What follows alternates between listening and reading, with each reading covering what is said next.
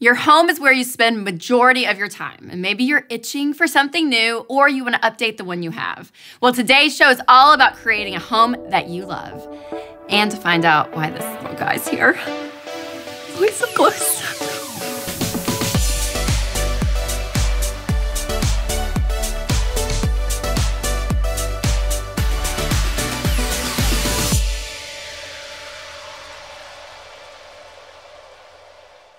Well, it's May, and if you're like me, you're seeing for sale signs in people's yards everywhere, and it may be inspiring you to make a change. But first, before you get ahead of yourself, no matter where you are, remember to be grateful for the roof over your head. Whether you want to remodel your house or even buy a new one, remember to be grateful. Don't compare your house to everyone else's. Be content.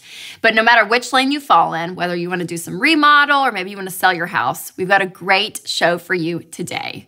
We've got a couple that did something crazy to get out of debt, and you're going to find out what that is later in the show. I also stopped by the home of an amazing interior designer here in Nashville, Flo Miklick, and she's given us some great tips on how you can love the home that you're in. I needed that. So good. But first, we're going to talk about 4 ways that you can save money in your current house. My papa always said, the cheapest day you'll ever spend on your house is on closing day. It costs more to maintain it. Wise words from Papa. So if you're someone who loves the home you're in and you're like, hey, I don't want to sell a remodel, here are 4 things that are so easy to neglect, but could end up saving you money in the long run. Number 1 is pest control. It's like so gross to think about. Because when I think of pest control, I'm like, gross, like ants in your house or these guys. He's like looking at me. It's so gross. He poops in the cage too. You don't want that in your house. But the hard thing is too, you may not see these things because you do think about like ants and bugs and like those guys.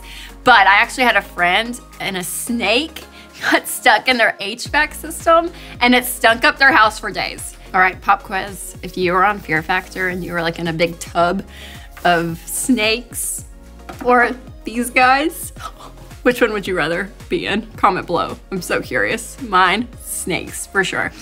Okay, oh gross. Okay, let's go back talking about HVAC systems. HVAC systems. Very important to maintain these because this really can extend the life of your unit. You need to treat your HVAC system like your car. You go get your oil changed on a regular basis, so this is the exact same thing.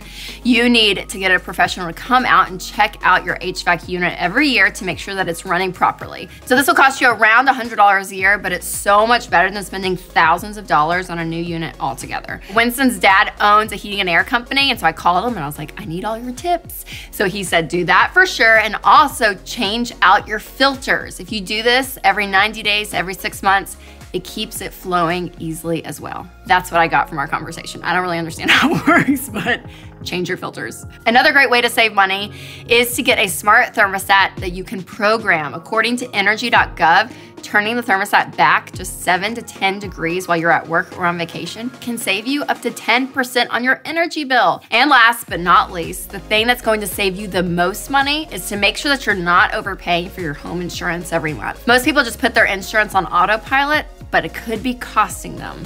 So if you're looking for a quick way to save money, there are people on my website that I recommend in the insurance world, and they're saving their customers on average $731 a year on insurance premiums. So to find one that I recommend, click the link in the description to get a quote today. And make sure you have these basics covered if you really want to save money on your home and make sure that it's in good shape over the long term. I can't keep going with this thing. Oh my gosh, I'm sorry, little mouse.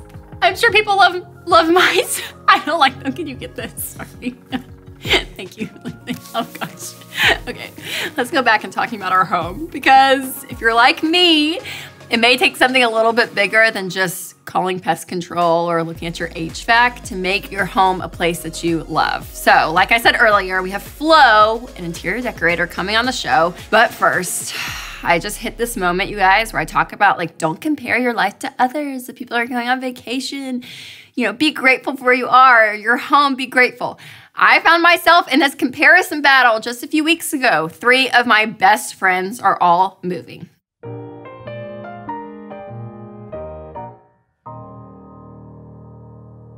One of them is doing like the dream of a renovation. They're going in and like gutting and tearing down walls and making a laundry room and all these things. And then my other friend is upgrading houses, not like majorly, but like another bedroom and a bigger living room. And then one of my friends is just getting like this awesome house. And I was really happy for my friends. I mean, it's great. But I just got this itch of like, okay, it's been years since we've been in our house and like, we just need to change something. Should we sell our house, Winston? Should we sell our house? He was like, no, we don't need to sell our house. What are you talking about? But I just found this myself being like, okay, I just need to do something different. And so what I realized is, okay, you can do something semi-inexpensive, but to make your house feel new and fresh, right? So I was cooking the other day. That's right, I was cooking. And I looked up and I realized that the paint in our kitchen is like a puke brownish green. And so I realized, okay, I kind of want something like light and airy. And so we said, okay, well, we can spend a little bit of money and paint our kitchen. So instead of selling the entire house, which would have been crazy and we didn't need to do that, I could actually paint it this color and it could be beautiful and light. So we're doing it. That's why I'm so excited for this next segment with interior design expert Flo Miklick, who's going to give us some tips on creating a home you love.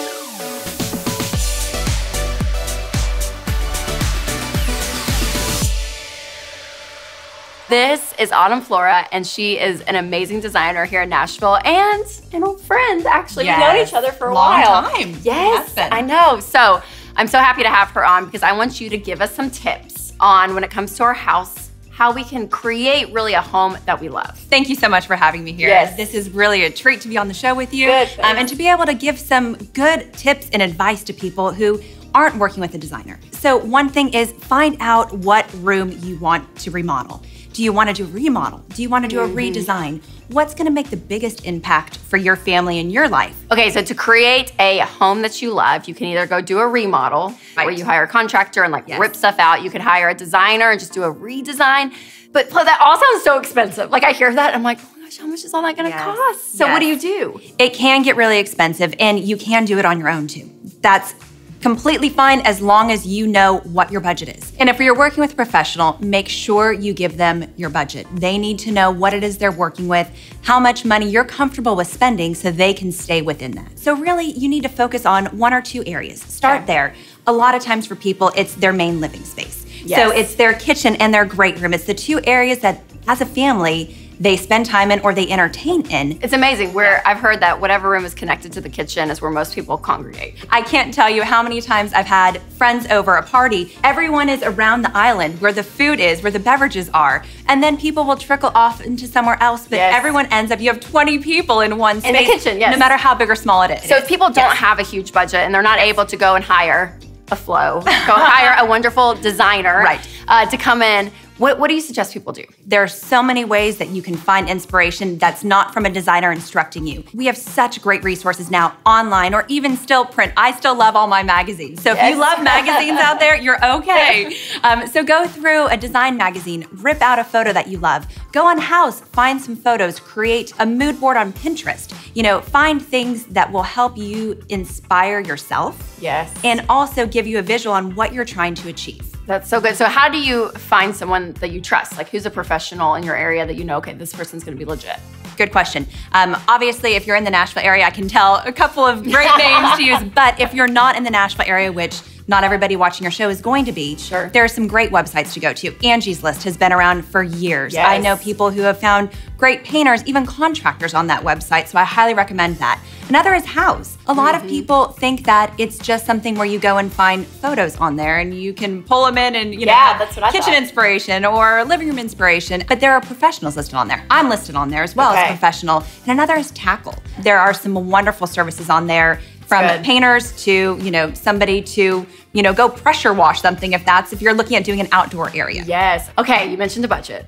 And I love a budget. So for you all, I created a cheat sheet so that you can visualize your numbers and it's broken down per room so you can figure out the money you've saved, how much you've spent, track it all. So make sure to click the link in the description below after this show. Okay, when I think about clothes, I think about having like the investment pieces where you spend more money than you normally would on certain items. It's funny that you say that. Is it true? In design? Yes, it is true. It's funny that you say that because that's how I reference something for my clients. If they're saying, well, I don't know how much to spend, I don't know what my budget is, I think about when you're going to a store, and you're going to an event, how much do you have to spend in your kitchen? You want to invest in your cabinetry, in your countertops. So those are going to be your 2 big ticket items in there. A backsplash, even faucets, even lighting. Those are things that you can find online and be able to save some money or go to a Home Depot or a Lowe's. Upholstery. Your sofa is going to take up most of your living room or chairs. So for different people, they're going to have different wants, different needs. If you have pets, you're gonna wanna have something that's going to stand up to the test of time with them. If you have children and you're thinking about markers and crayons, you're gonna wanna get a Krypton fabric. You're going to want to get something that has some scrubbability, some washability, something that's not gonna have to be dry cleaned. Okay, so what are the best places for me to buy the more expensive things? Like what are those expensive things that it's worth buying? Let's talk about just a redesign, because if you're not wanting to get into all the structural changes and all that, most people are wanting to just refresh with fabrics and furnishings. Yes. So when I'm thinking about investment pieces, one thing that I highly recommend is always investing in your main upholstered pieces. But you want to not spend money that you're just gonna end up throwing away later on. That's so good. Okay, so those are like the pieces that, okay, we're gonna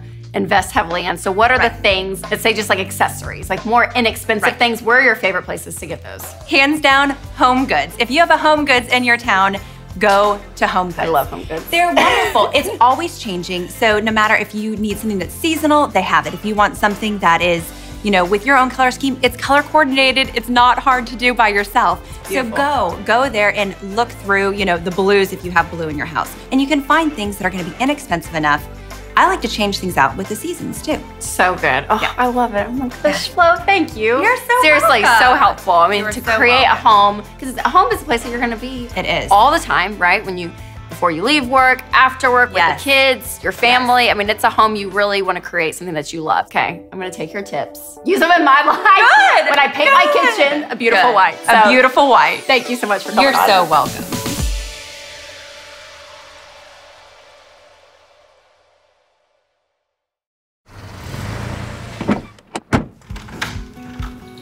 Guys, let's be real. Being a parent is hard work.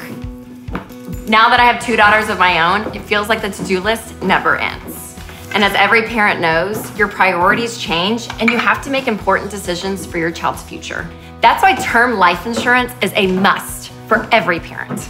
It's so easy to get and it's affordable. What you're looking for is 10 to 12 times your annual income to make sure everyone in your family is taken care of. Winston and I use Zander Insurance. They do all the work for you to find the best prices and options. So go to Zander.com to get started on a quote today, because that's who we trust to take care of our family.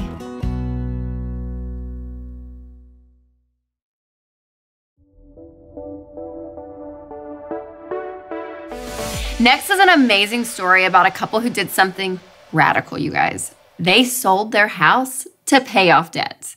So let's take a brief look at their story before I have them come on. We were poor when we were first married. My card got declined at a fast food restaurant one day. So we met in college. We got married in October 10th, 2009.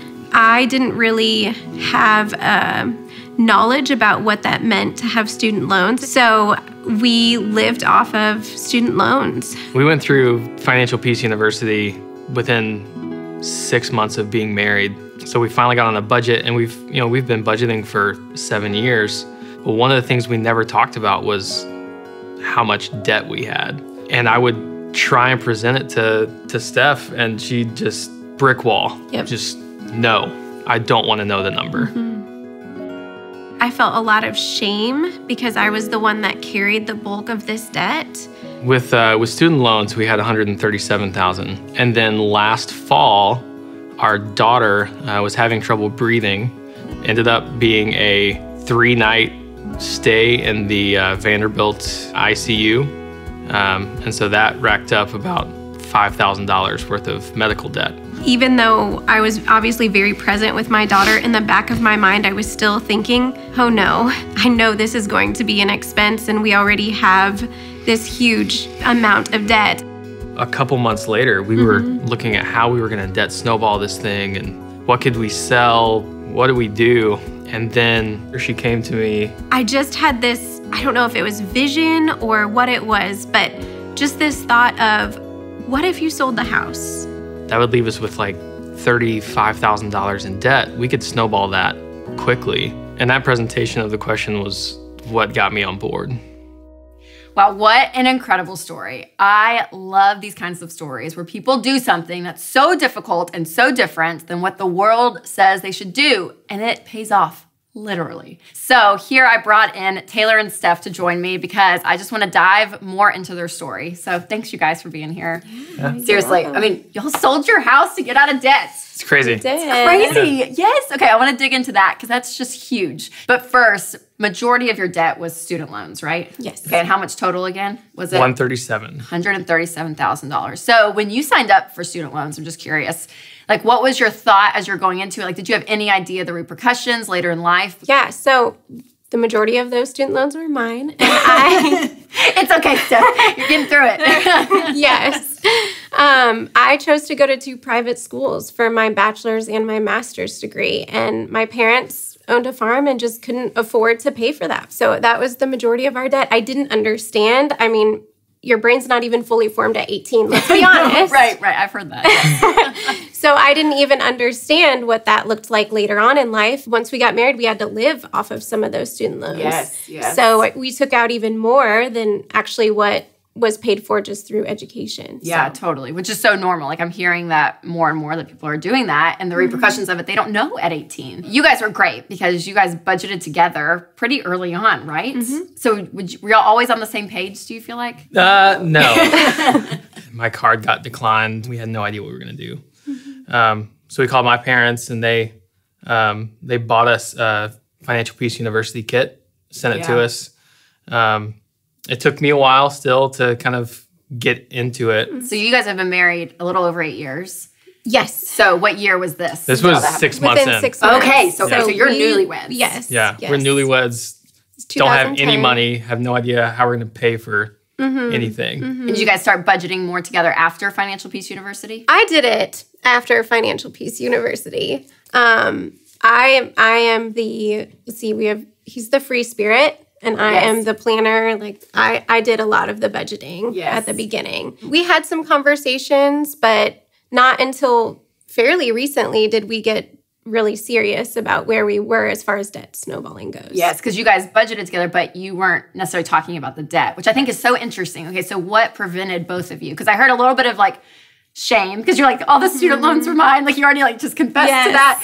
But so was that a lot on your part or like why didn't you guys talk about the debt? Anytime I would bring up debt snowballing and kind of starting to tackle that amount, I would go to tell Steph the amount and she would shut it down, didn't want to even know what the number was. Because why? Because it was so overwhelming? It was so overwhelming, and I'm the type that I want to achieve, and I was afraid, like, I just didn't see an end. I didn't see an end, and if I can't see an end, then I don't even want to know what it is. Yeah. I just didn't want to know the number. And there was a lot of shame associated with that amount for me. So you guys shifted, though, the conversation, obviously. And so when that shift happened, it really was a cause because of your daughter being in the hospital, right? So tell me a little bit about that. Well, Annabelle got really sick to the point where she was struggling to breathe. Which is so terrifying anyways. Yes, horrible. It was awful. And how old was she? She was 15 months, I believe. So I took her to the pediatrician. Pediatrician sent us to hospital, and then we eventually got transported through ambulance to Vanderbilt. All of these things were happening, and we had started the discussion at that point of selling the house. Yeah. Just came to the point where we were like, we have to do something. We have to do something. We can't just sit here with this mountain of debt. Yes. Okay, so the discussion of selling the house came up, which is like, amazing of what you guys did. But it's extreme, like, right? Like a lot of people, and you may be watching thinking like, I'm not going to sell my house to get out of debt. But talk about the benefits of it. I mean, talk about like, okay, when you first had the idea, I know one of you was not on board, right? You weren't, right? Yeah. Because it was so extreme in your mind, or what was it? Yeah, so the first time she asked the question, she asked, do you want to sell the house and move to an apartment? You're like, and no? No, absolutely not. Because y'all have 2 kids at this point. Yeah. Yes. Yeah. So we just didn't even talk about it. I shut it down. That's not even something we're going to talk about. Yeah. So a few months went by, and She asked it again. I think it was just the presentation of, hey, we have this much in equity. We had about $100,000 in equity. Yeah. We have at that time, $37,000 in student loan debt. So if we sell the house, I mean, we still would have some to pay off, but that is a ginormous mountain that we would have conquered, and we can rent a place. And that's when the wheels started turning, and I could tell Taylor was like, okay, you know what? You might be onto something here. So when it came to actually selling, I'm just curious, did it sell quickly? Yeah.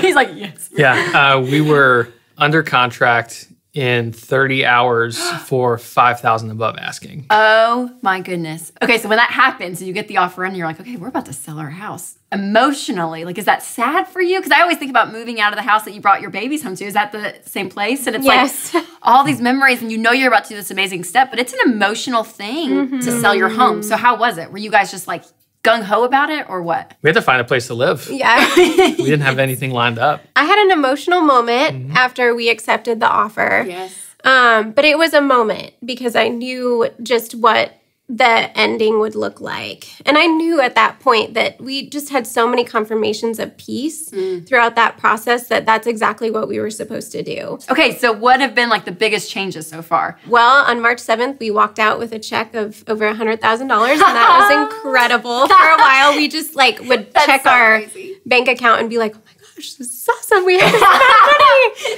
money. Our bank account, we'll never have it again. But, well, maybe it will. So we paid off a substantial amount. We completely paid off Annabelle's medical bill. Wow. Which was over $4,000. And then we paid off how much in student loans now? Probably $100,000 in student loans. We've paid off $105,000 total. Okay, so I have to ask, like, was it worth it? Absolutely.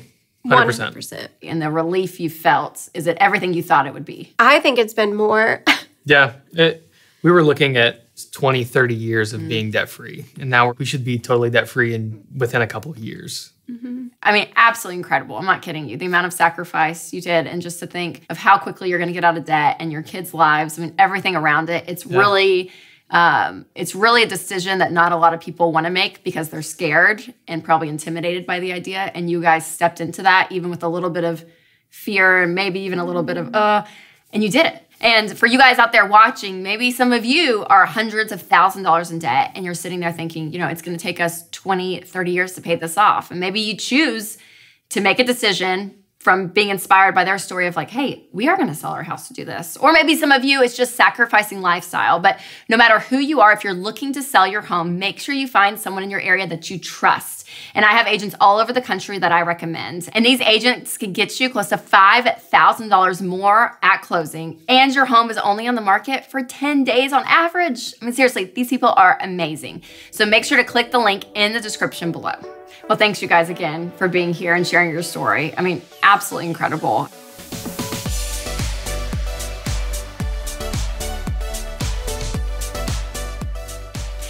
All right, it's the best part of the show, my fave. She works hard, saving money. Frugal Free Gal, great name, says that we paid cash for a pop-up camper last year. We already have taken it out several times as a family in Washington. Love it. Angela said, took down 2 walls, hardwood floors installed through the whole house, stoned the fireplace, and stained the cabinets. Amazing. And we cash flowed it all with no debts. Way to go, Angela. Go Budget Girl, like that name too, said, little patio haven under $100 made possible because I am debt-free. I plan to do yoga and drink a lot of coffee out there. Kelly said over $4,000 to replace the stained and gross carpet that we hated and lived with for 4.5 years. Gross and stained carpet, had to live with. Yeah, we're all feeling you. So I'm so happy that you have new and clean carpet. Amazing. Okay, you guys, what's so fun is all of these came from Facebook, Instagram, and Twitter. So remember, you can use all those channels and take a picture, tweet it out, whatever it is, and use the hashtag She Works Hard, Saving Money. It's my favorite thing in the world. She works hard, saving money. So fun because we want to celebrate with you guys. So thanks again to Taylor and Steph for sharing their story, and thanks to Flo for all the amazing home tips. Join us in just 2 weeks. I've got some incredible guests coming on.